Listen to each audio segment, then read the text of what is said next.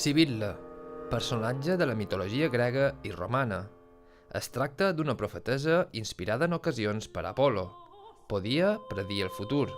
A Mallorca, un dels moments més emotius de tot l'any és el cant de la Sibil·la, una peça d'origen medieval que profetitza l'arribada del Redemptor i al mateix temps l'arribada del judici final.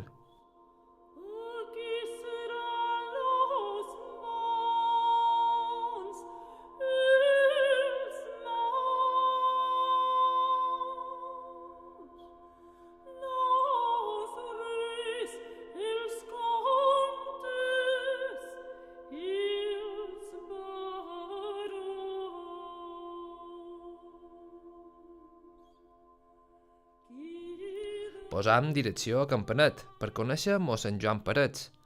Amb ell descobrirem de primera mà més detalls sobre aquest vell cant.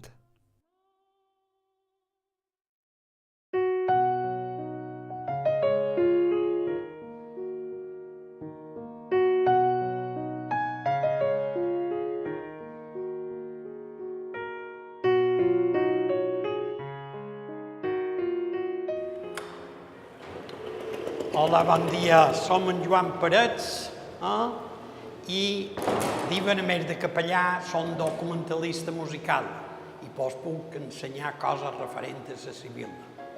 És difícil de conèixer l'origen de la Sibil·la. Es sap que les sibil·les les exercien les pitonisses en el món antic i els seus llibres profètics eren consultats a través de complexos ritus per a conèixer l'esdevenidor. Més tard, els seus cants es varen associar a la tradició catòlica i es consideraven profetes de l'arribada del Redemptor, i per aquesta raó es canten al Nadal. Fa quasi 30 anys que en Joan Parets va començar a investigar, i des de llavors ha anat recopilant tota la informació que ha pogut sobre aquest cant cerimonial tan antic. I doncs sí, aquí tenim tot el que hem pogut arreplegar des de l'any 1985. Com va començar això? L'any 1985, el Ministeri d'Educació i Cultura de Madrid havia de donar les transferències a les comunitats autònomes. I jo havia començat a fer un pot de feina de música i recopilació de música i m'enviaren. I cada any, un parell de vegades a l'any que ens reunien, quan sabien que era de Mallorca, tots me demanaven «I la Sibil·la què?»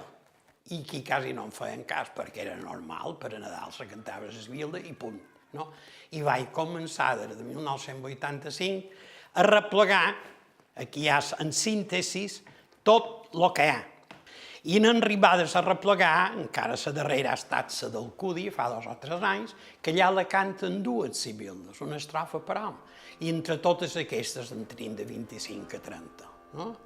Poble per poble, petites diferències.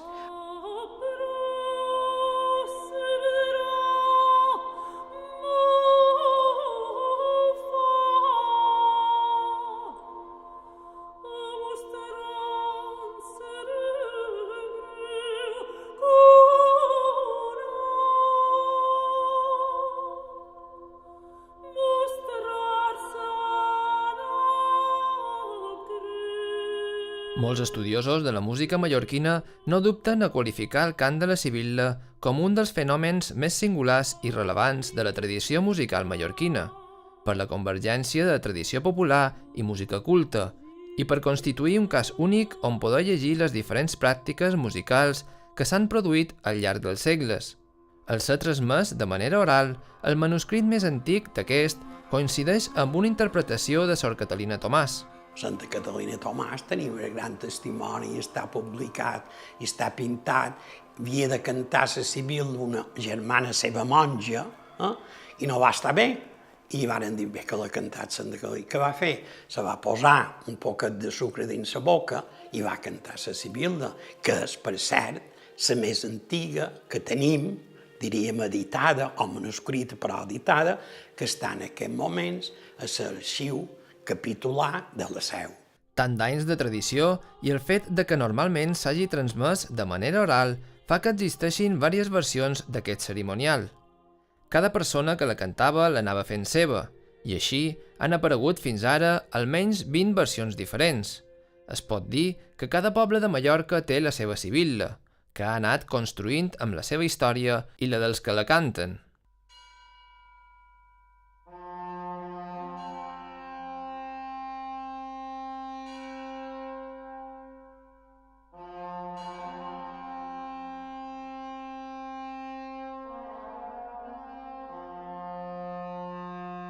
La descripció d'aquesta celebració, que podia ser llarga, amb la processó, o curta, sols amb el cant de la sibilla, es descriu a dues consuetes de la Seu.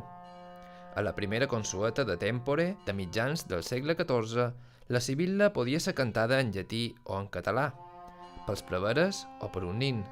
A la segona consueta, de la sagristia, de 1511, el cant es feia només en català per un nin. Molts estudiosos de la música mallorquina no dubten de qualificar el cant de la sibilla com un dels fenòmens més singulars i rellevants de la tradició musical mallorquina, per la convergència de tradició popular i música culta i per constituir un cas únic on poder llegir les diferents pràctiques musicals que s'han produït al llarg dels segles.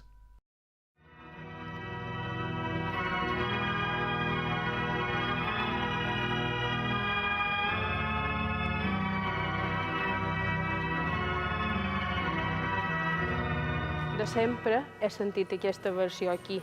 Des de molt nina sempre s'ha cantat aquesta versió. Don Bernat Julià, l'any 55, ja va escriure que això era la versió que se feia aquí. No se té constància de quina data. Sempre han sentit la mateixa en aquesta església.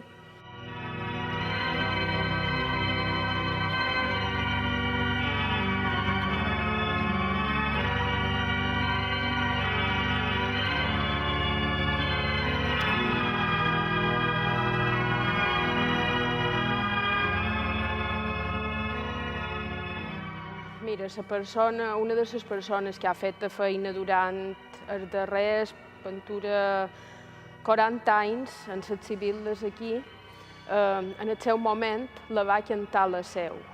I en teoria aquesta és la versió més parescuda a la que se cantava llavors la Seu. No sabem si se va incorporar així perquè sí, o si des de sempre s'ha cantat així. És que no hi ha una constància escrita del per què.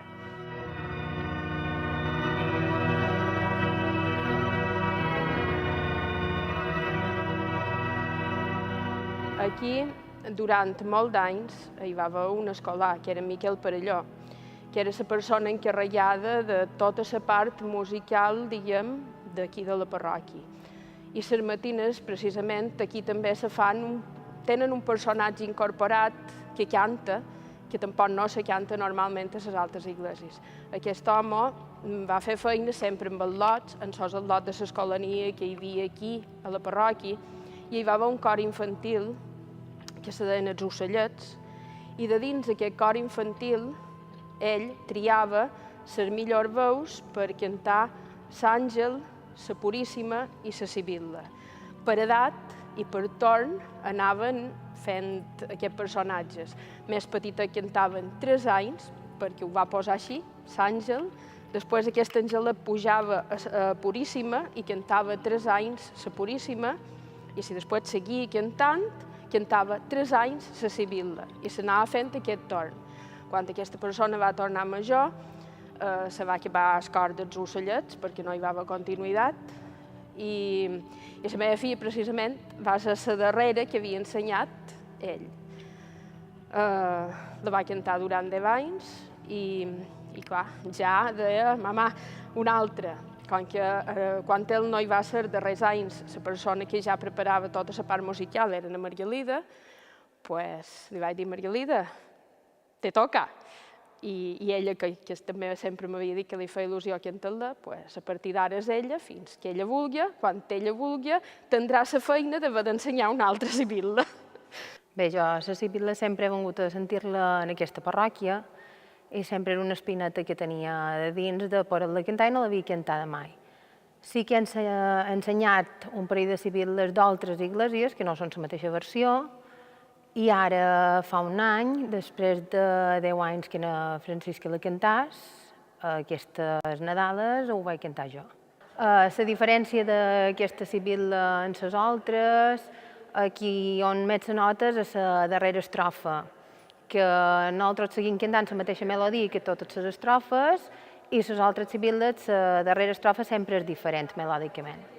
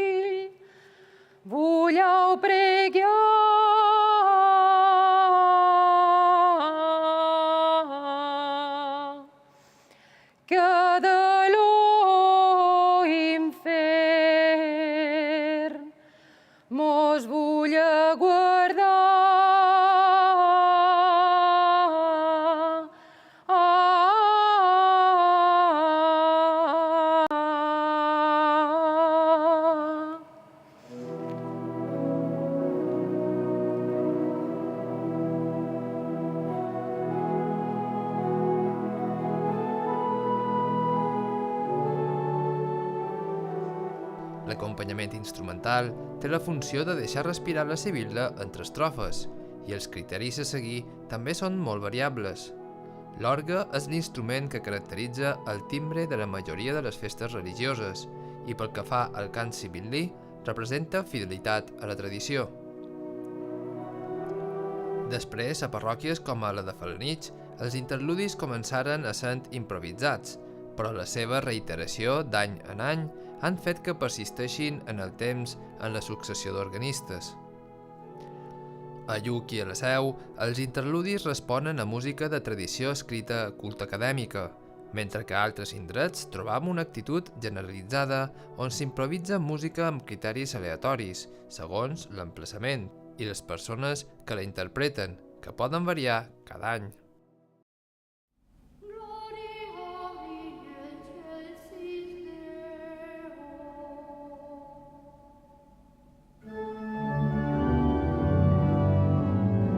Bé, la Sibil·la és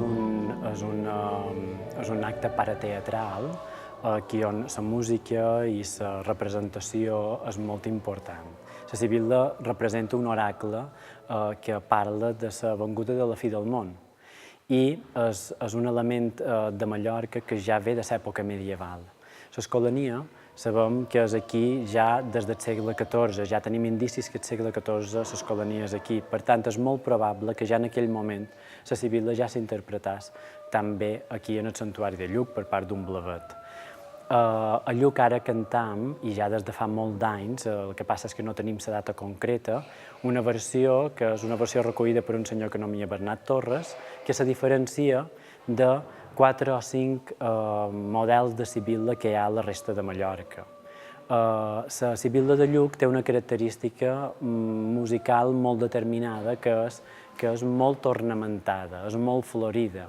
Per tant, la melodia bàsica que trobam a les altres versions de Mallorca segurament no són tan florides, tan riques melòdicament com és la versió de Lluc. Per tant, sí, a la de Lluc trobam un cant molt influït per una música àrab, evidentment, pel context històric que ha viscut Mallorca, després de la conquesta de les influències dels àrabs que van quedar aquí, té uns girs arabitzants molt característics, però també la nostra de Lluc sí que se caracteritza per aquests girs i per aquesta ornamentació més rica, que agafa una melodia bàsica i a partir d'aquesta melodia bàsica hi va posant notes de florit, d'enriquiment d'aquesta melodia.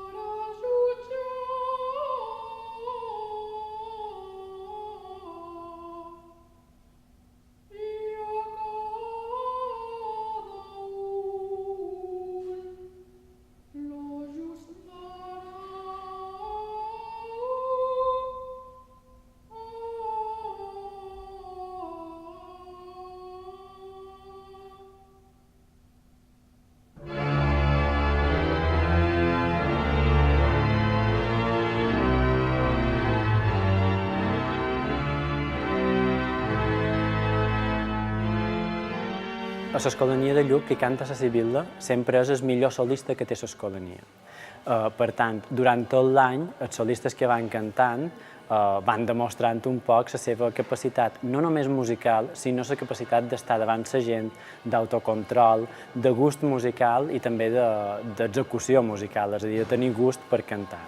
Per tant, els punts principals per decidir qui ha de fer la Sibil·la són l'afinació, la musicalitat, la capacitat de memòria i el control davant la gent, perquè d'alguna manera hi ha una pressió afegida molt important. No és gent fàcil, hem de tenir en compte que una persona tota sola, una persona major, cantar tota sola davant molta gent que l'escolta, ja li suposa una pressió afegida, imaginem-nos un infant, no?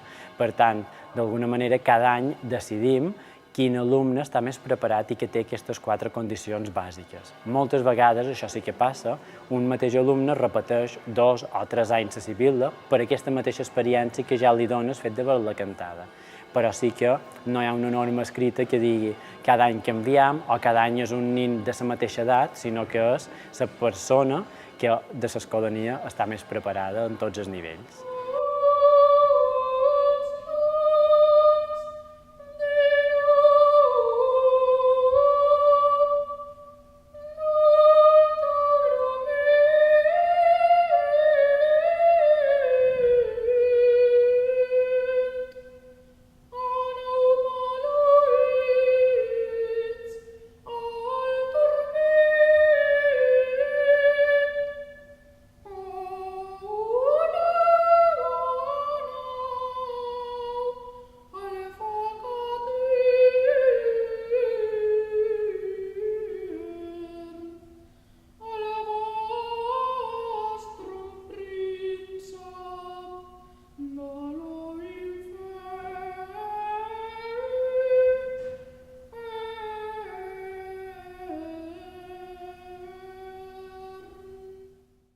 La llarga pervivència i la transmissió oral fa que s'hagin anat repetint uns elements fixos, a la vegada que s'anaven incorporant elements renovadors i de canvi, provocant l'aparició de diferents versions i variants.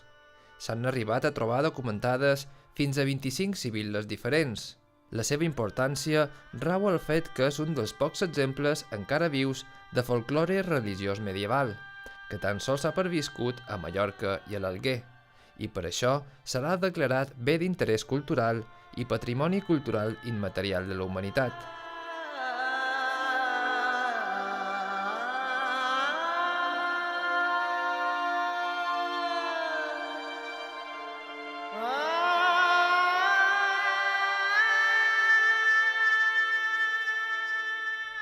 El cant de la Sibil·la és el cant d'un poema sobre el judici final, el Judici Signum, que reproduïa les profecies de la Sibil·la d'Eritrea. Els versos d'aquesta profecia formaven un acròstic de significació cristiana que Sant Agustí va reproduir en llatí. La singularitat i la rellevància que té el cant de la Sibil·la dins l'imaginari col·lectiu dels mallorquins és el seu caràcter de representació ritual, lligat a un temps, el Nadal, i a un territori, Mallorca, així com les seves característiques úniques, que el fan mereixedor de ser considerat com un dels béns més rellevants del patrimoni històric de les Illes Balears.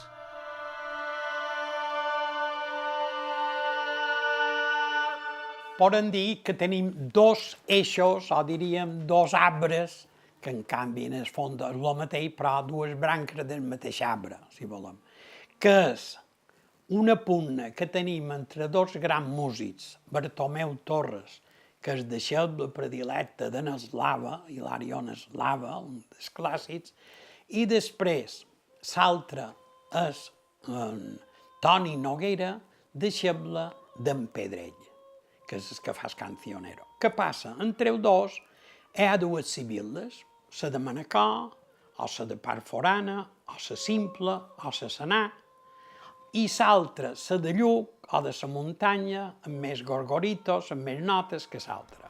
Després de tots aquests anys recopilant articles, reportatges, llibres i partitures, en Joan Parets es va donar compte que feia falta escriure un llibre que cobrís tota la investigació realitzada. I per aquest treball es requeria a una persona que tingués un gran coneixement musical. El millor compendi que s'ha fet de tot això que hem vist de recopilació d'anys i anys està en aquest llibre que se diu El cant de la Sibil·la a Mallorca, d'en Francesc Vicenç. Com va sortir? Jo en tots aquests anys passats, però ja som major, me demanaven que se fes un llibre, perquè tot com vosaltres, periodistes, gent de televisió, arriben a dalt i han de fer uns programes que ha de sortir la Sibil·la. I sempre la documentació se repetia el mateix.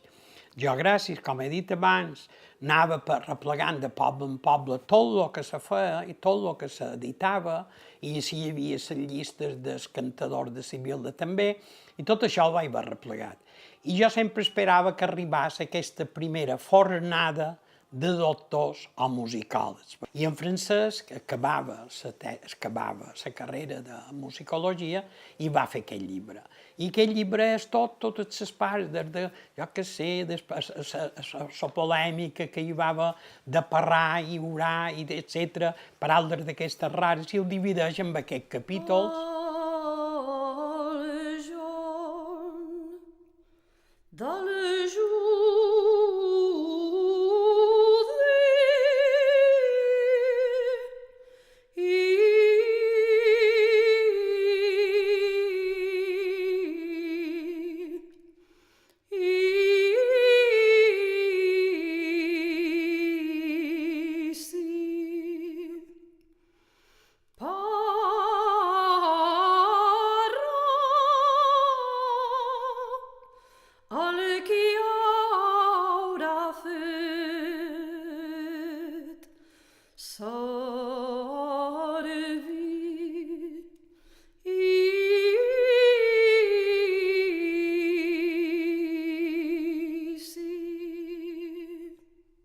La Sibil·la és una mostra del sentir del poble mallorquí i de la seva identitat.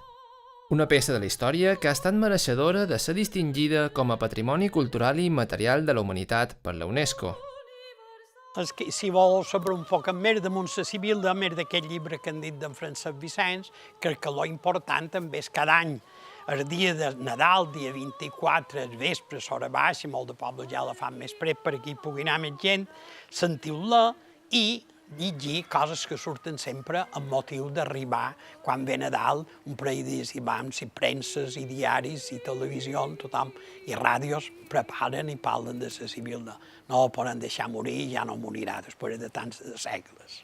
El misteri del seu origen pot quedar sense descobrir, però la Sibil·la ja pertany per sempre a l'illa de Mallorca.